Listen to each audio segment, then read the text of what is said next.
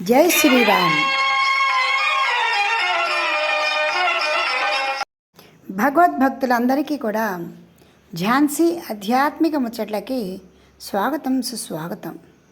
అష్టావక్ర గీత గురించి తెలుసుకుంటున్నాము. అష్టావక్ర గీతలో లక్ష్యం గురించి జనక మహారాజుకి అష్టావక్రులు చెప్తున్నారు. ఏ విధంగా మన లక్ష్య సిద్ధి ఉండాలో ఆయన చెబుతూనే సర్వకాల సర్వావస్థల యందు కూడా స్వరాజ్యే భైక్ష్య వృత్తౌ చ లాభాలాభే జనే వనే నిర్వికల్ప స్వభావస్య న విశేషోస్తి యోగినః. యోగి అనేవాడు ఎలా ఉంటాడో చూడు. సర్వభోగాలైనా భిక్షాటనైనా కూడా లాభ నష్టాలలో కూడి ఉన్నప్పటికీ కూడా సమాజం మధ్యలో ఉన్న ఏకాంతంగా ఉన్న కోరికలు అనబడేటువంటి సుడిగుండాలలో ఉన్నప్పటికీ కూడా ఆ సుడిగుండాలు ఏమి చేయవు. ఆ ఏకాంతము కూడా భంగము కలగదు. లాభ నష్టాల వల్ల ఆయనకి ఎటువంటి బాధలు కలగవు.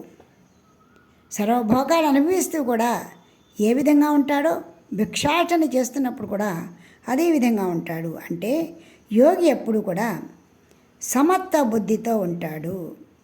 నాయనా జనక, ఇది ఎవరో చెబితే వచ్చేది కాదు. తన మనసు స్వయంగా ముక్త స్థితికి వెళ్ళాలి. క్వ ధర్మ క్వ చ వా కామ క్వ చార్థ క్వ వివేకత ఇదం కృతమిదం నేతి ద్వంద్వైర్ముక్తస్య యోగినః. విధి నిషేధ రూపమైనటువంటి ద్వంద్వ భావాలను అధిగమించిన యోగికి ఆచరించవలసిన ధర్మం అంటూ ఏమీ ఉండదు. విధి నిషేధ రూపము అంటే సందేహం రావచ్చు.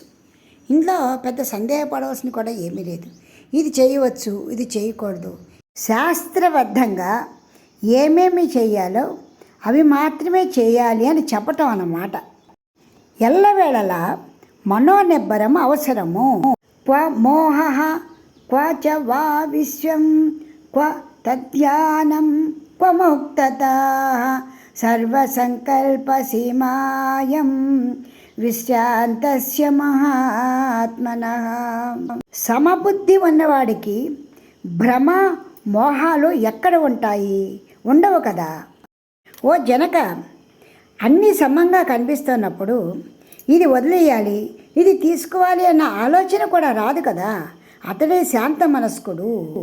ఏన విశ్వమిదం దృష్టం స నాస్తితి కరోతు వై నిర్వాసన కిం కురుతే పశ్యన్నపి న పశ్యతి యద్భావే తద్భవతి. మన ప్రపంచాన్ని కోరికలతో చూస్తూ ఉంటే కోరికలతోనే కూడి ఉండి ఆ కోరికలను తీర్చుకోవాలి అన్న ధ్యాస ఉంటుంది. అసలు కోరికే లేనటువంటి జ్ఞానికి ప్రపంచం అంతా కూడా భగవత్ స్వరూపమే, సమత్వభావమే కనిపిస్తూ ఉంటుంది. ఏన దృష్టం పరం బ్రహ్మ సోహం బ్రహ్మేతి చింతయేత్ కిం చింతయతి నిశ్చింతో ద్వితీయం యో న పశ్యతి. అసలు ఈ ప్రపంచంలో రెండవది లేదు, ఉన్నదంతా కూడా పరమాత్మ స్వరూపమే అని భావించేవాడికి ఇక రెండో ఆలోచన ఎలా వస్తుంది? రాదు కదా. కాబట్టి జ్ఞాని ఎప్పుడూ కూడా జీవాత్మకి పరమాత్మకి తేడా లేదు అని భావించి ధ్యానంలోనే ఉంటాడు. వివేక చూడమణిలో ఆదిశంకర్లు కూడా ఈ విధంగానే చెప్పారు.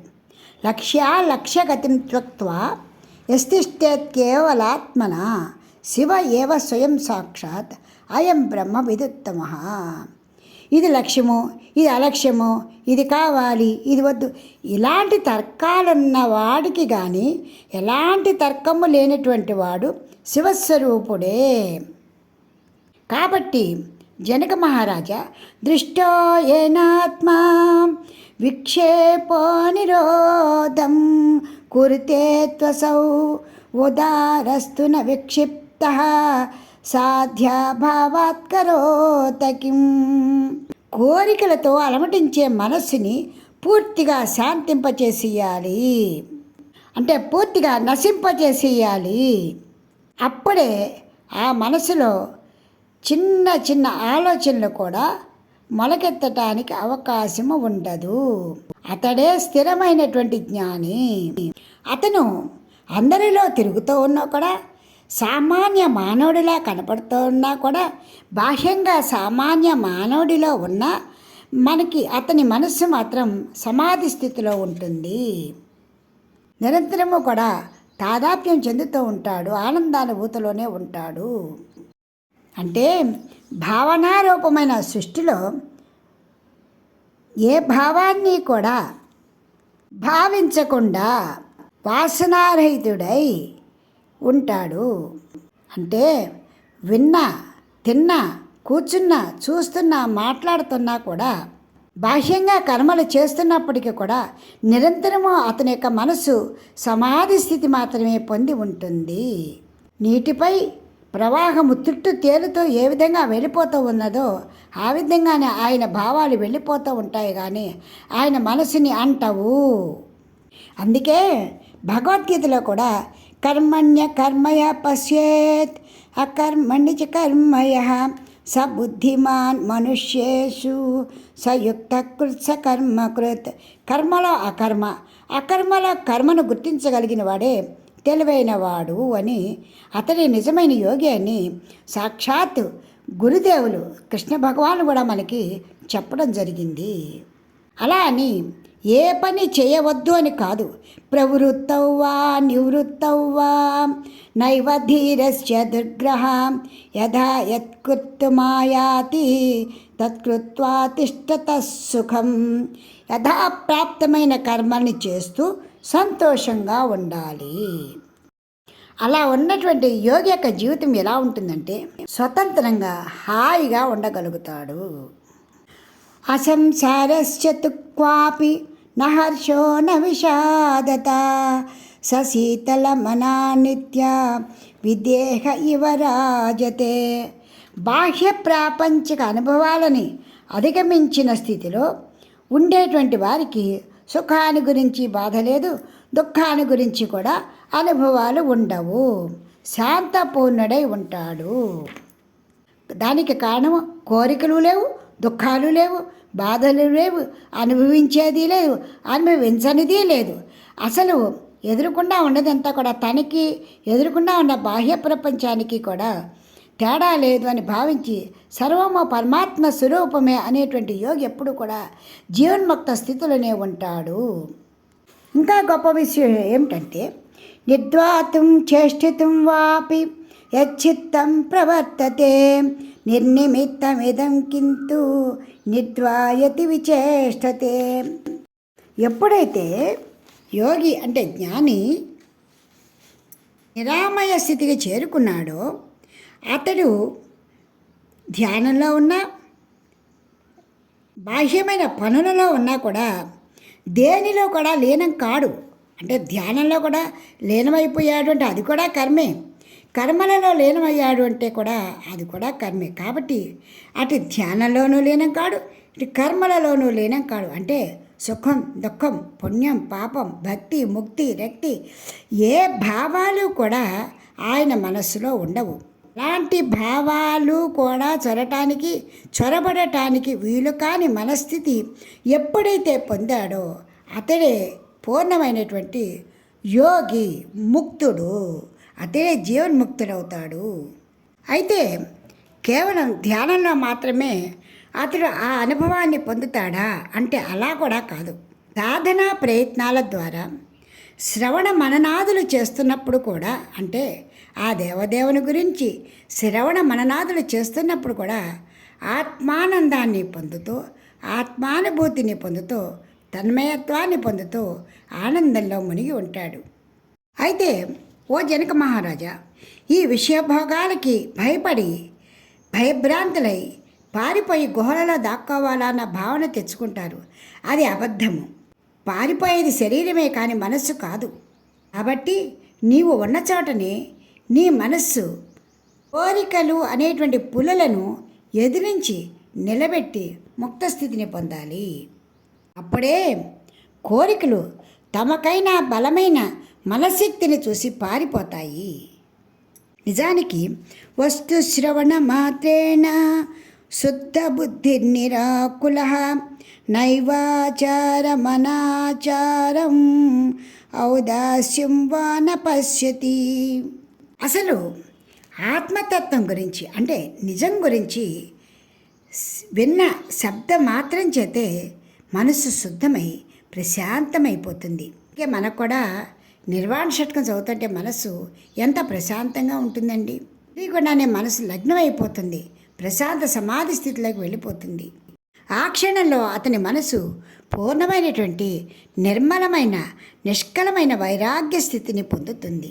అలాంటి చక్కని స్థితిని జీర్ణం చేసుకోవాలి. అది సర్వకాల సర్వావస్థలందు మనసులో అంటిపెట్టుకునే ఉండాలి అని జనక మహారాజుకి అష్టావక్రులు చెప్తున్నారు. అయితే ప్రతి వ్యక్తి జీవితంలో కూడా బుద్ధి పర్యంత సంసారే మాయా మాత్రం వివర్తతే నిర్మమో నిరహంకారో నిష్కామ శోభతే బుధః. ఆత్మజ్ఞానం అంటే నిజానిజాల విచక్షణా జ్ఞానం లభించే వరకు ఈ భౌతిక ప్రపంచంలో భ్రమిస్తూ తిరుగుతూనే ఉంటాడు. ఎప్పుడైతే ఇదంతా కూడా దృశ్యమయ్యేదే, సమస్తము కూడా ఎప్పుడు పరిణామం చెందుతూ చివరికి లయమైపోయేదే, ఏది శాశ్వతము కాదు.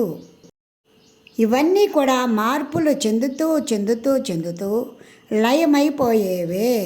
శాశ్వతమైనది ఆ పరమాత్మ స్వరూపమే అనేటువంటి భావం వచ్చినవాడు సర్వభోగాల మీద భ్రాంతిని కోరికలను వదిలిపెట్టి సుఖంగా ఉంటాడు. అంటే ప్రశాంతంగా ఉంటాడు, నిర్మల చిత్తుడై ఉంటాడు, నిరామయుడై ఉంటాడు. అప్పుడే తాను పొందిన జ్ఞానము అక్షయమైనటువంటిది అని గ్రహిస్తాడు. అలా ముక్త స్థితిని పొందినటువంటి వాడికి స్వర్గం లేదు, నరకం లేదు, పుట్టుక లేదు, చావు లేదు. అలాంటి గొప్ప భావస్థితికి వెళ్ళిపోతాడు. కనుక ఓ విదేహరాజా, నథావతి జనాకీర్ణం నారణ్యముపశాంతదీః యథా తథా యత్ర తత్ర సమ ఏవావతిష్టతే. నిత్య శాంత తృప్త మానసుడైన జ్ఞాని జనసమూహంలో ఉన్నా, అరణ్యంలో ఉన్నా, ఏకాంతంగా ఉన్నా, నడి సముద్రంలో ఉన్నా కూడా సమత్వ బుద్ధితో నిర్మలంగా ఉంటాడు. అంటే అతనికి ఏ భావాలు భయాలు ఉండవు. అటువంటి మనిషి పవిత్రము శాంతమైన మనసుతో జీవించేటువంటి మనిషి కుత్రాపి న జిఘాసాస్తి ఆశావాపి న కుత్రచిత్ ఆత్మారామస్య ధీరస్య శీతలాఛతరాత్మనః. దేనిని పొందాలనుకోడు, త్యజించాలనుకోడు, అనుభవించాలనుకోడు.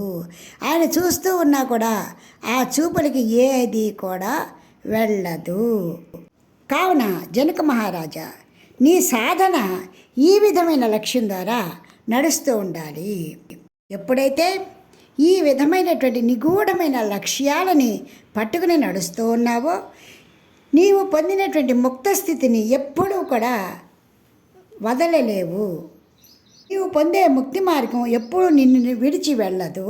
కాబట్టి ఇలాంటి లక్ష్యాలని నీ మనసులో కుదిగుచ్చుకొని నిర్మలంగా నిత్యస్థితిరవై ముక్తస్థితిరవై ఉండు అంటూ అష్టావక్రులు జనక మహారాజుకి ఏ విధమైన లక్ష్యాలతో ప్రయాణం చేయాలో చెప్పారు.